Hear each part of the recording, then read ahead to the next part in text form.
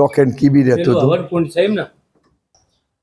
આ શું છે? હવનકુંડ છે? આ આખી યજ્ઞશાળા છે, યજ્ઞશાળા કહેવાય. યજ્ઞશાળા કહેવાય. અને એમાંથી આ જે આપણે પશ્ચિમનું દ્વારે આપણે અહીંયાથી એન્ટર થયા, પ્રવેશ કરીએ. અને અહીંયા આગળ અમે નારાયણ યજ્ઞ છે, ચંડીપાઠ છે, માતાજીના, ગણપતિજીના બધાના યજ્ઞ થાય છે. આ બધા સ્થાપન કરેલા છે. તો અહીંયા કેટલા હતું આપણે અવાજ કેટલા હતો? શાળામાં અહીંયા આગળ નારાયણ યજ્ઞ થાય, ચંડીપાઠ, માતાજીના યજ્ઞ થાય, ગણપતિજીના યજ્ઞ થાય, શિવજીના થાય, લઘુરુદ્ર યજ્ઞ, બધા. અને અહીંયા આગળ રોજ સવાર સાંજ 2 ટાઈમ અગ્નિહોત્ર યજ્ઞ થાય. અને લગભગ મહિનામાં 15 થી 20 દિવસ જે રૂટીન યજ્ઞ થાય છે ખરા? હા, અહીંયા થાય છે. અને એના હિસાબે જ અહીં બધી જાતના યજ્ઞ થાય ખરા? એટલે યજ્ઞ કરવાથી આપણે જેમ કહીએ ને કે ભાઈ એનું વાતાવરણ ખૂબ જ એ થાય. જેમ ગાયો બી અત્યારે 50% ઓક્સિજન લે છે.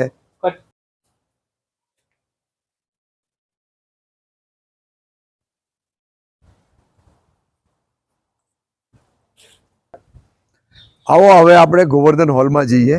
આ હોલની અંદર 300 માણસની કેપેસિટીનો હોલ બનાવ્યો છે.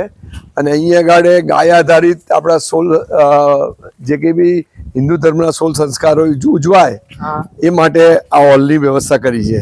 કે જેથી મુંડન છે, શ્રીમંત છે, લગ્ન છે અને શોક સભા પણ છે.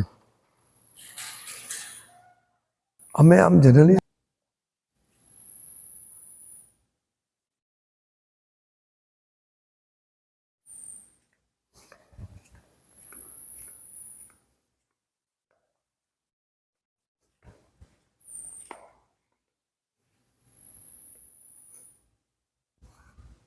આપણા હિન્દુ ધર્મના સોળ સંસ્કારો ઉજવાય અને ગાય માતાના હાજરીમાં કરે તો ખૂબ જ આશીર્વાદ મળે. ધારો કે આપણા ઘરમાં નામસ્મરણ છે, નામકરણ છે, મુંડન છે, શ્રીમંત છે, લગ્ન છે અને શોકસભા જે છે, છેલ્લું આપણે અંતિમ ક્રિયા કહીએ, અને બ્રાહ્મણને જનોઈ છે. આ બધા પ્રસંગો અહીંયા ગાડે રેગ્યુલરલી ઉજવાય એવા અમારા પ્રયત્નો છે. અહીંયા ગાડે હોલની અંદર અમે ખાલી જે પ્રસંગોપાત જે મેનુ હોય એવા બહુ રિઝનેબલ અને એફોર્ડેબલ રેટે અહીંયા ગાડે એ પ્રસંગ ઉજવાય છે. અહીંયા આગળ અમારા લગ્ન પ્રસંગ બી અમે 21,000 રૂપિયામાં આખા લગ્ન પ્રસંગના 75 માણસના જમણવાર સાથે બી કરી આપીએ છીએ. સરસ સરસ.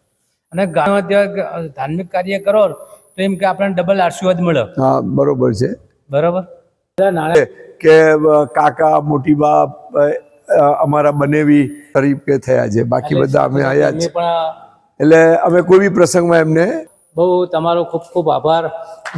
તમે અમને આટલો સાથ સહારો આપ્યો અને જોડે રહીને સાથે રહી તમે બધું અમને બતાવો છો. એ ખૂબ ખૂબ આભાર અને તમારો ખૂબ ખૂબ ધન્યવાદ. બરોબર. જય શ્રી કૃષ્ણ, જય માતાજી. અને આવું કોઈ પણ હોય તો તમે અમને જાણ કરતા રહેજો. અમે તમારે ત્યાં અમે માહિતી આલીઓના લોકો સુધી પહોંચાડીશું. સરસ. બોલો. આપણે આજે નંદ ગૌશાળાની મુલાકાત લીધી. એક કડીને ફલતેજથી કડીવાળા રોડ ઉપર આવેલી છે.